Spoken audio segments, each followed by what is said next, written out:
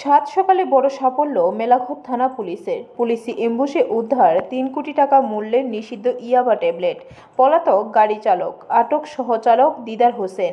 ঘটনায় আহত হয় ওসি সমেত বেশ কয়েকজন পুলিশ কর্মীও। ঘটনার বিবরণে জানা যায়, জেলা অতিরিক্ত পুলিশ আধিকারিক রাজীব সূত্রধর জানান, গোপন সংবাদের ভিত্তিতে সোনামুড়া থানার ওসি দেবাশিস সাহার নেতৃত্বে বিশাল পুলিশ ও টিএসআর বাহিনী এম্বুশে বসে সোনামুড়া মেলাঘর সড়কের ইন্দিরানগর এলাকায়। আনুমানিক সকাল ৬ ঘটিকায় সোনামুড়া থানাধীন কলুবাড়ি থেকে TR07C0207 নম্বরের ডিজাইর গাড়িটি মেলাঘরের উদ্দেশ্যে আসতে ইন্দিরানগর এলাকায় গতিরোধ করার চেষ্টা করে পুলিশ, কিন্তু গাড়ি চালক থানার গাড়িকে ধাক্কা মেরে পালিয়ে যাওয়ার চেষ্টা করলে গাড়িতে দুর্ঘটনাগ্রস্ত হয়ে পাশের একটি বাড়িতে গিয়ে পড়ে। ওই গাড়ির আঘাতে আহত হয় মেলাঘর থানার ওসি সমেত পুলিশ কর্মী তপন দে, কনস্টেবল লিটন দাস কনস্টেবল ও অন্যান্যরা।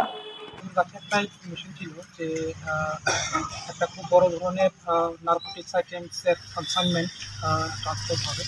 তো অ্যাকর্ডিংলি আমরা ইন্দিরানগর এলাকাতে একটা অ্যাম্বুশ বসাই এবং অ্যাম্বুশ বসিয়ে একটা সাদা রঙের মারুতি এই গাড়ি আপনারা দেখতে পাচ্ছেন, সুইফট ডিজায়ার, এটাকে আমরা ডিটেন করি।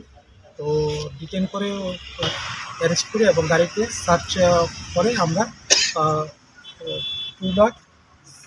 2,60,000 এবার ট্যাবলেট আমরা রিকভারি করতে পেরেছি। ব্যুরো রিপোর্ট, খবর ত্রিপুরা।